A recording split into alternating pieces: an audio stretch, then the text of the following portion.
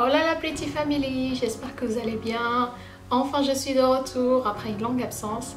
Je reviens aujourd'hui avec une vidéo chit-chat. On va parler un peu de mon absence. La majorité d'entre vous savent pourquoi j'étais absente. J'espère que je vous ai manqué. Vous en tout cas vous m'avez manqué et vous ne savez pas à quel point ça m'a manqué YouTube. Je le pensais chaque jour. Chaque jour j'y pensais, je vous jure, c'est impressionnant. C'est un truc de malade, vous savez à quel point j'aime faire des vidéos et j'aime YouTube. Donc aujourd'hui on va pas juste parler, mais on va aussi se maquiller. Si vous me suivez sur Instagram, vous avez vu mon dernier post. J'ai posté une photo d'un make-up très naturel, très simple, très facile à réaliser. C'est un make-up qu'on peut porter tous les jours. Alors, j'ai déjà fait mes sourcils, vous savez que c'est le truc qui me prend le plus de temps. En ce moment, les fonds de teint que j'utilise, je mélange deux fonds de teint. J'aime beaucoup celui de chez Sephora, c'est le fond de teint Perfection 10 heures. Donc c'est un non gras, donc si vous avez la peau grasse, c'est un très bon fond de teint qui coûte pas très cher. Moi j'ai la peau mixte et le truc c'est que je le trouve un peu trop lourd pour moi. Donc je le mélange avec un autre qui est pas du tout lourd, qui est très léger. C'est un fond de teint pas très couvrant, c'est le Lasting Silk de chez Armani. Si vous cherchez un fond de teint effet peau nue, donc je vous le recommande vraiment parce que c'est vraiment l'effet qu'il donne. Il couvre pas, et il cache légèrement en fait les imperfections, les rougeurs ou quoi. Mais si vous avez des grandes imperfections que vous cherchez cacher, c'est pas du tout le fond de teint qu'il vous faut. Je prends deux pompes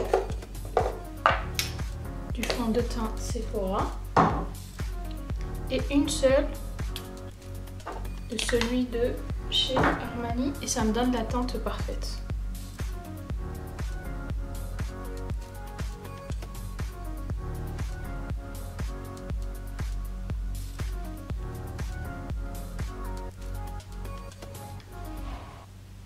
Donc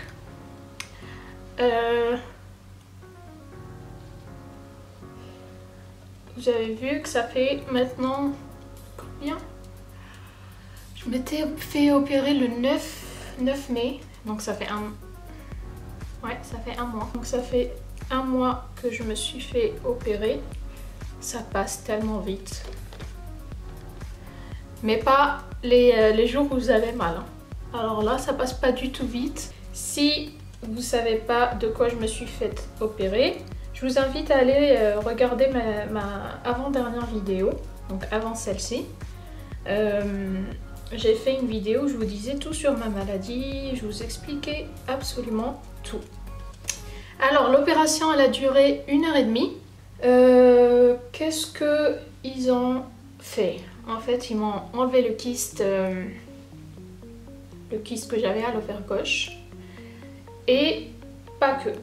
Ils ont vérifié que mes trompes fonctionnaient très bien. Donc il n'y a pas de souci, il n'y a pas de souci pour avoir des enfants. Et puis ils ont aussi trouvé des adhérences dont je n'étais pas au courant. C'est des adhérences au niveau du rectum. Il y avait le rectum qui était collé avec mes intestins. Voilà. Je sais que c'est pas très glamour tout ça, mais c'est comme ça. Et c'est ce qui a donné en fait, c'est ce qui donnait des douleurs pendant mes règles en fait. Chaque mois j'étais constipée et c'était que pendant les règles. J'avais une constipation et c'était juste pas possible d'aller aux toilettes. Et des fois même le fait d'être assise, j'avais mal et c'était à cause de cette adhérence. Donc voilà, c'est ce qui fait c'est un des problèmes de l'endométriose, ça vous colle les organes et c'est pas très agréable. Là je prends l'anti-cerne Sephora de chez Sephora, c'est le anti-cerne haute couvrance en teinte crème pour redessiner juste les sourcils. Comme je vous ai dit, Donc ils ont enlevé le kyste de mon ovaire. Ils ont mis du gel entre les organes qui étaient collés, donc entre mon rectum et mes intestins, pour que ça se recolle pas. Et après ils ont nettoyé un peu partout, tout autour de mes organes, parce qu'il y avait des petites taches. Donc l'endométriose avait été un peu partout. C'était vraiment un stade, on va dire, avancé. Maintenant je vais prendre l'anti-cerne fer beige de chez Tarte. Je vais utiliser comme base à paupières. Donc la première nuit, bon moi je me suis fait opérer le soir, mais la première nuit c'était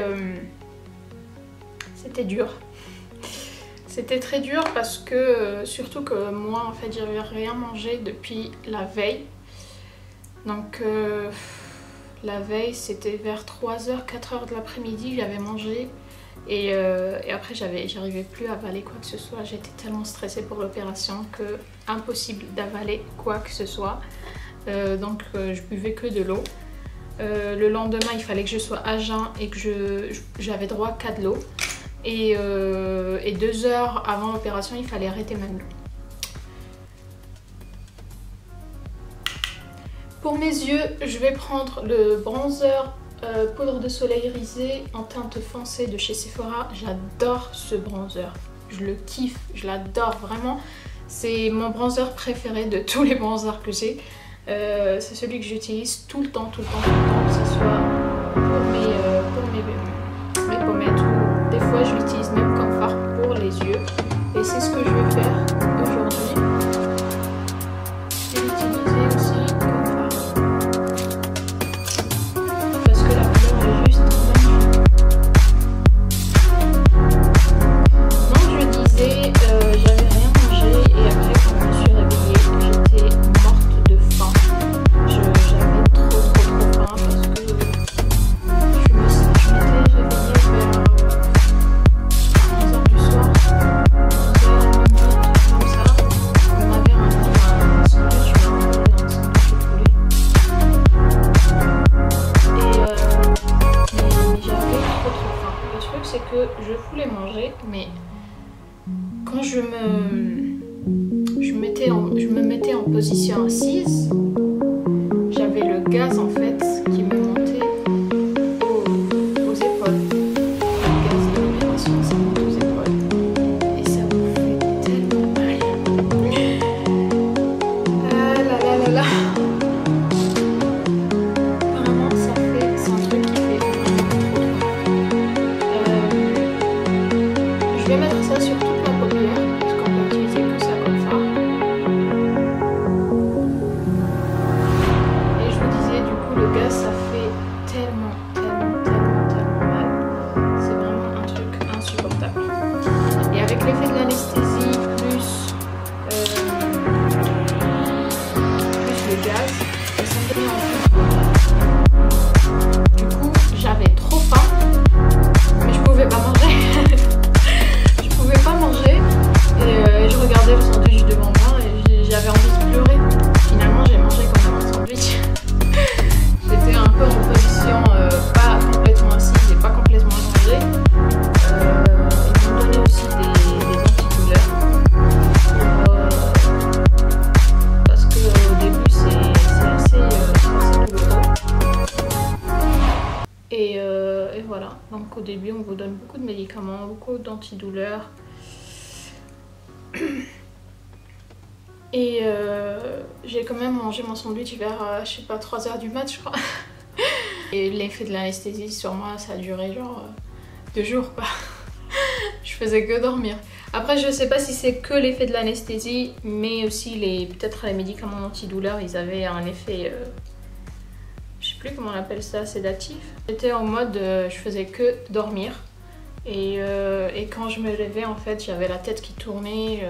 Si je me tenais pas ou si quelqu'un me tenait pas, je tombais. Voilà. Donc, le lendemain, après-midi, je suis sortie, donc je me suis fait opérer le soir. J'ai passé la nuit à l'hôpital et le lendemain après-midi, on sort. Maintenant que j'ai fini avec le bronzer, je vais prendre le fard Coco. Et avec un pinceau plat, je vais mettre ça au ras de cils.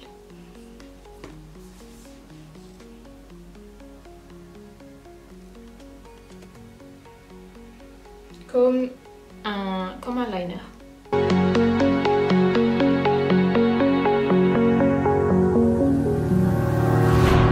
Donc c'est normal après l'opération, même les premiers jours, même la toute première semaine, on se sent très fatigué. Sachez que si vous pensez faire cette opération, il vous faut de l'aide. Vous ne pouvez pas nettoyer, vous ne pouvez pas vous faire à manger. Vous ne pouvez pas rester debout et vous occuper, si vous avez des enfants, vous occuper de vos enfants. C'est juste pas possible. Il faut vraiment qu'il y ait quelqu'un qui vous aide à la maison, qu'il y ait quelqu'un qui fasse tout ça, quoi. Les premiers jours, c'est très difficile à cause des douleurs, en fait, à cause de la fatigue, à cause à cause du changement, tout simplement, à cause d'avoir subi une opération. Des fois c'est très pesant sur le moral. C'est pas très facile. Moi personnellement j'ai déprimé beaucoup. J'ai perdu presque 4 kilos. Je pense que vous allez le voir. Je pense que vous l'avez vu, ça se voit je pense. Parce que tout le monde l'a remarqué, tout le monde m'a dit « Ouh, t'as perdu ». Mais voilà, c'est normal, quand on subit une opération, ben c'est normal de perdre du poids. Même si on est toute la journée au lit, on perd du poids quand même.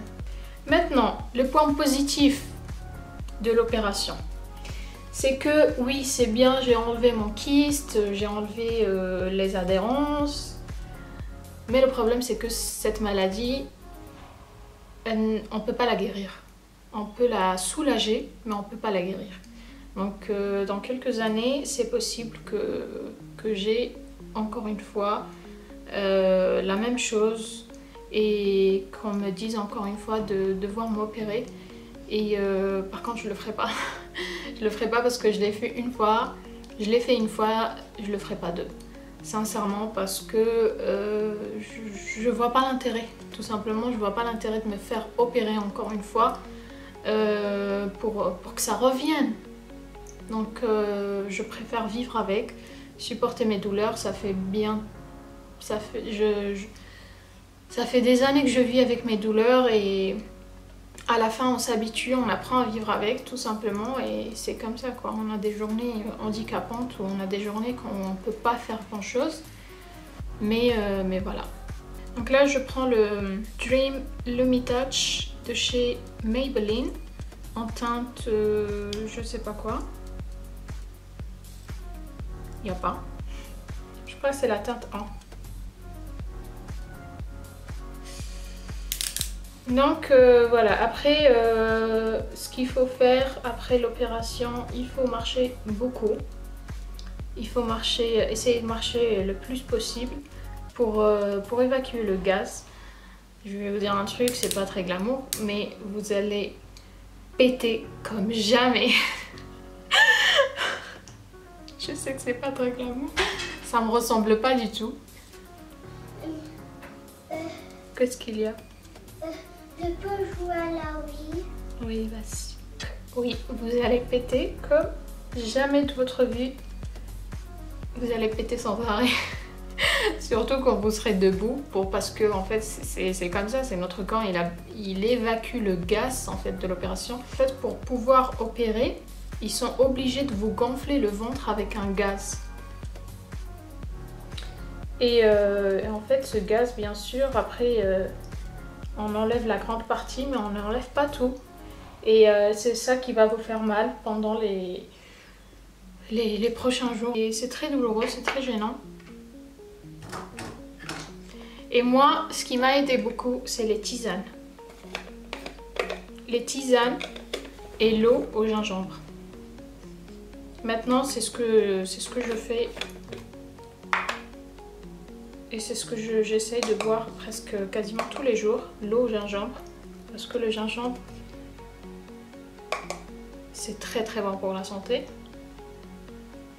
Et franchement, c'est pas dégueulasse. J'avais peur. Je me suis dit, purée, le goût du gingembre dans l'eau, je vais pas pouvoir boire ça. Et ben finalement, non, c'est très très bon. Là, je prends la poudre de chez Laura Mercier. Et aussi les tisanes, genre les tisanes à base de cumin. Mais pas cumin en poudre, tout ce que je vous dis là, c'est pas en poudre. C'est les grains. Donc cumin, anis vert, un peu de menthe, quelques feuilles de menthe. Avec du thym, un peu de thym. Quoi d'autre? Ouais, je pense que c'est ça. Une petite tisane, buvez ça 2 fois par jour ou sinon juste le soir avec du miel. Franchement, ça va grave vous aider à évacuer le gaz. Donc voilà, au moment où j'ai commencé à faire ça, quelques jours après, le gaz il était complètement parti de mon corps. À part ça, il faut pas avoir peur parce que l'opération c'est une opération qui n'est pas très compliquée.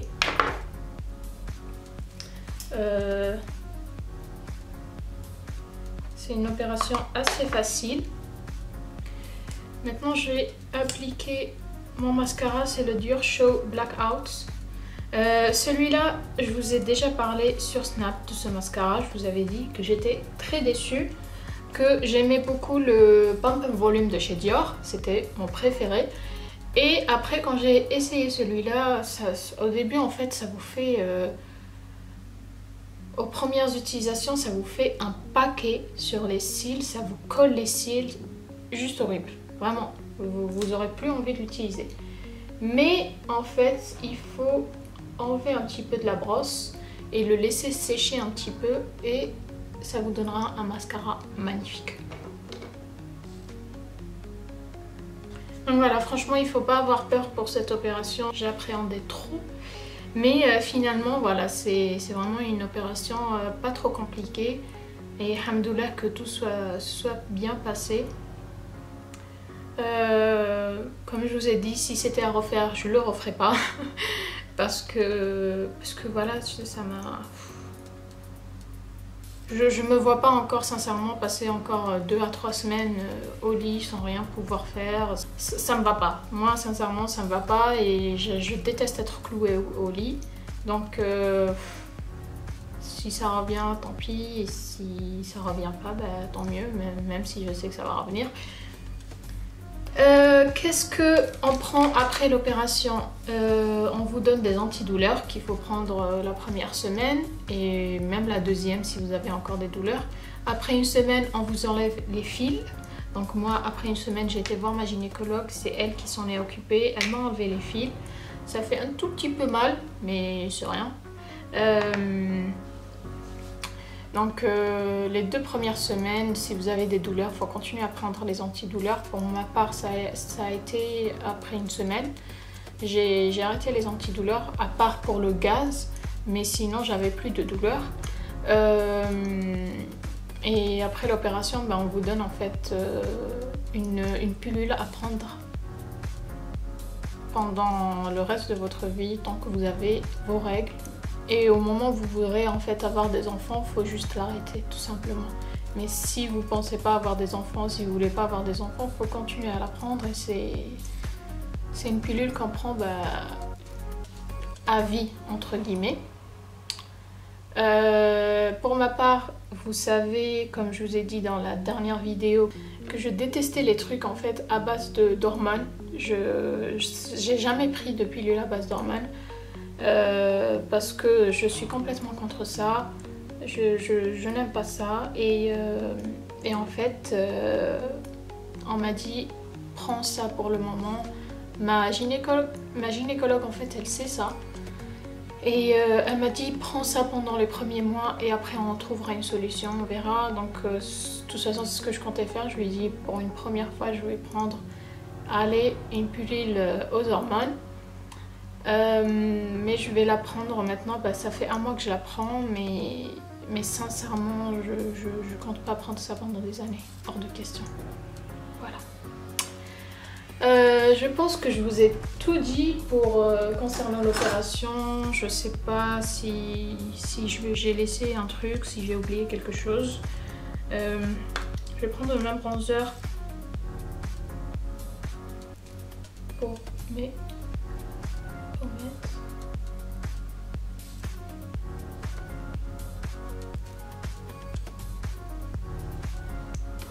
Ah oui, j'ai failli oublier de vous en parler des douleurs en fait que j'ai eues post-opératoire. En anglais, c'est post-operative neuropathic pain et en français, c'est douleur... je sais plus comment c'est en français. Douleur post-opératoire, mais il y a un mot qui manque. Bon bref, vous pouvez trouver ça sur internet. En fait, une semaine après mon opération, j'ai commencé à voir... Bon, après mon opération, je sentais pas en fait... j'avais une insensibilité au niveau de mes jambes. Donc le début de mes jambes. Donc au niveau des cuisses à l'intérieur, je sentais pas ma peau. Ma peau elle était endormie et je pensais que c'était dû à l'effet de l'anesthésie. Là, je vais utiliser le blush Fascinated numéro 29 de chez Sephora. J'adore cette couleur, vraiment. J'aime beaucoup cette couleur. Et il est hyper pigmenté. Faites attention quand vous l'utilisez. Allez-y doucement avec le pinceau. Donc, comme je disais, j'ai eu cette insensibilité au niveau de la jambe et je pensais que c'était dû à l'anesthésie et que ça allait partir avec le temps. Tant que ça me faisait pas mal, ça me gênait pas, ça allait. Je me posais pas trop de questions. Jusqu'au moment où ça a commencé, après une semaine, donc j'ai ma visite avec ma gynécologue pour qu'elle m'enlève les fils. Je vais la voir, je lui en parle, je lui dis écoute, depuis hier soir, je sais pas pourquoi, en fait ça a commencé le soir quand j'allais dormir, je commençais à sentir une irritation, comme si j'étais irritée. Je comprenais pas trop pourquoi, je me suis dit, je sais pas, peut-être c'est dû au frottement de mes sous-vêtements, peut-être c'est des, je sais pas. Le lendemain matin, j'ai toujours cette sensation désagréable. Et je commence à regarder et tout, il n'y a rien. Je suis pas irritée, il n'y a rien. Par contre, quand je passe mon doigt comme ça sur ma peau, c'est désagréable. C'est comme si vraiment j'étais irritée, comme si je m'étais brûlée ou... C'est vraiment une sensation très bizarre. Donc là, je commence à me dire, ok, là ça a commencé tout doucement en fait. Je vais la voir, je commence à lui dire, elle me dit non, ça n'a rien à voir avec l'opération. Je dis, j'y crois vraiment pas que ça n'a rien à voir avec l'opération, j'en suis sûre que c'est un rapport. Attends, c'est à côté, c'est vraiment, et en fait ça c'était vraiment, c'était juste à côté de l'ouverture qu'ils ont fait pour mon ovaire gauche. Donc j'avais le kyste à l'ovaire gauche. L'ouverture, elle est juste à côté de là où j'ai mal et là où ça me brûle. Ne me dis pas que ça n'a rien à voir avec l'opération. J'ai pas voulu insister. Quand je suis rentrée, ça a commencé à devenir de plus en plus désagréable. Dans l'après-midi, c'était vraiment très désagréable et c'était devenu douloureux. Et quelqu'un m'a envoyé un article sur internet qui parlait des douleurs chroniques. Oui, je crois que c'est douleurs chroniques post-opératoires, je crois que c'est ça le nom. Et je commence à lire, c'est exactement ce que j'ai. C'était exactement tous les symptômes, c'était un par un ce que j'avais. Je commence à me dire, c'est quoi ce délire? C'est quoi cette poisse? Pourquoi j'ai ça? Et en fait, il n'y a que 3% des personnes qui subissent une colioscopie qui sont touchées. Donc à ce moment-là, je me dis pourquoi moi? Pourquoi il fallait que je fasse partie de ces 3% qui subissent une colioscopie et puis qui ont des douleurs comme ça qui apparaissent, des douleurs post-opératoires? Pourquoi il fallait que je fasse partie des 3%? Les raisons principales, c'était le stress, l'angoisse qui provoquait ça. Et moi, j'ai jamais été aussi stressée et angoissée de ma vie comme après l'opération. Mais j'en suis sûre que c'est ça qui m'a provoqué en fait ces douleurs post-opératoires et voilà. Le soir, ça a tellement empiré et c'était insupportable. Je suis partie aux urgences. J'en ai parlé au médecin. Je lui ai dit voilà, j'ai vu ça. Et il m'a dit oui, de toute façon, ce que tu es en train de me dire, c'est exactement ça. C'est bien des douleurs post-opératoires. Il m'a dit dans le 99% des cas, ça part au bout de 9 semaines, je crois, ou 4 semaines, je sais plus combien de semaines il m'avait dit, ça disparaît. Il m'a donné un antidouleur qui me faisait dormir toute la journée. C'est une petite pilule, toute petite comme ça, toute minuscule, mais qui vous fait dormir vraiment toute la journée. Je prenais ça le matin, je dormais jusqu'au soir. Et le soir, quand je me réveillais, j'avais encore envie de dormir. L'effet de cette pilule, c'était juste incroyable. Vraiment, c'était un truc de malade. Donc, après 3 jours, il m'a donné cette pilule à prendre pendant 3 jours. Après 3 jours, j'ai commencé à avoir une petite amélioration. Mais j'avais plus de douleur, mais j'avais toujours cette hypersensibilité à la jambe, sensation de brûlure, d'irritation et tout ce que vous voulez. Impossible de mettre le doigt sur ma peau. Impossible de toucher au point où je supportais même pas mes sous-vêtements. Je mettais plus de sous-vêtements parce que je les supportais pas. Donc au bout de 3 jours, les douleurs s'arrêtent mais l'hypersensibilité elle est toujours là. Lui m'avait conseillé d'aller voir un neurologue ou un truc comme ça, oui je crois un neurologue pour étudier le cas plus profondément si ça partait pas avec le médicament. Mais je vous dis sincèrement, ras-le-bol des médecins et de leur diagnostic et de leurs médicaments que je me suis dit je veux crever, j'en ai marre. Vraiment j'en ai marre, je veux juste rester chez moi. Je veux voir aucun médecin, je veux plus entendre parler des médecins et je veux plus entendre parler de médicaments. J'en ai tellement pris des médicaments en espace d'une semaine que ça m'a rendu dingue. Vraiment, de me voir, de dire j'ai 24 ans, je suis en train de prendre autant de médicaments, c'est juste pas possible. Pour moi, c'était déprime. Franchement, je déprimais rien qu'au moment de devoir prendre des médicaments, je déprimais à mort. Donc voilà, je devais voir un neurologue, j'ai pas été. Donc je me suis dit tant pis pour moi, si ça doit rester comme ça, ça restera comme ça, et si ça doit s'améliorer, ça va s'améliorer. Au bout de 2 semaines, non 3 semaines je crois, au bout de 3 semaines, j'ai vu ma gynécologue pour la 2e fois.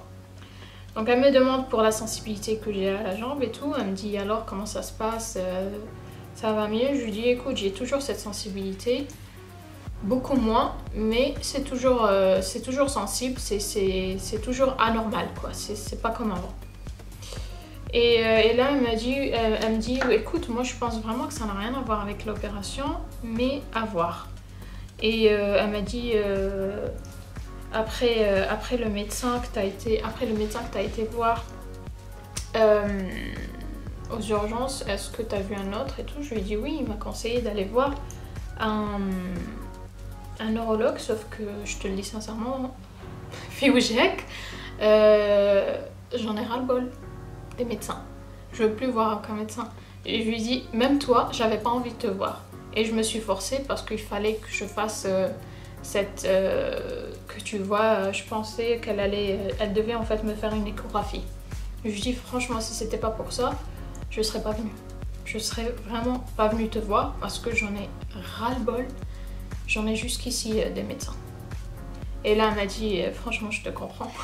Je dis merci. Mais je m'attendais vraiment pas qu'elle me dise je te comprends. Je m'attendais plus qu'elle fasse une tête genre what the fuck, are you serious? Mais voilà. Donc maintenant j'ai toujours un peu de sensibilité quand je touche, mais beaucoup plus quand je force. C'est plus comme avant. Avant je pouvais pas toucher ma peau. Et voilà, je laisse ça comme ça. J'espère que ça va partir dans pas longtemps, Inch'Allah. Faites des doigts pour moi. Et voilà.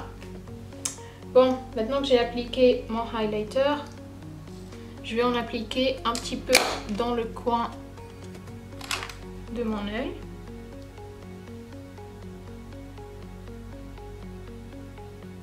Et voilà, comme vous voyez, c'est un maquillage assez simple, assez facile à réaliser. Je l'ai fait aussi parce que vous m'avez demandé de vous faire un maquillage pour tous les jours avec cette palette. Si vous n'avez pas ce bronzer, vous n'avez pas envie de vous l'acheter, vous pouvez le remplacer par le fard henna. Et vous pouvez même mélanger le sandalwood et le fard henna. Mais voilà, le fard henna tout seul fera très bien l'affaire. Vous l'appliquez sur toute la paupière et après, comme je vous ai dit, vous utilisez le coco, le fard coco en guise de liner. Et voilà, c'est tout pour ce make-up. Maintenant, on va passer... Non, c'est pas tout. Pour le rouge à lèvres, j'ai utilisé... En fait, je vous explique. Qu'est-ce que j'ai fait pour des lèvres rosées? J'ai pris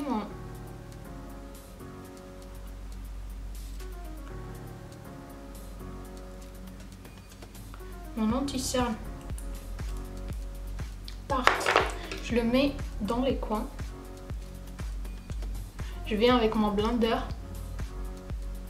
d'à côté. Et après, je prends le rouge à lèvres, le rouge lac, le lac 2 de chez Bourjois. J'adore la couleur de ce rouge à lèvres, il est magnifique. Et je viens mettre ça au milieu.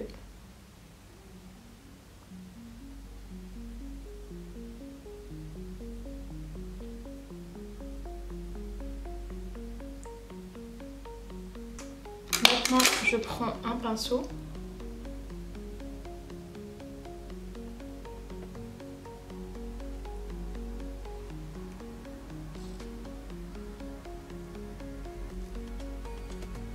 Et je fais marcher le rouge à lèvres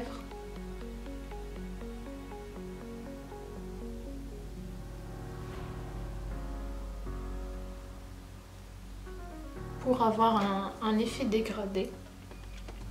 Et voilà une façon toute facile et rapide de créer des lèvres dégradées, donc le ombre lips.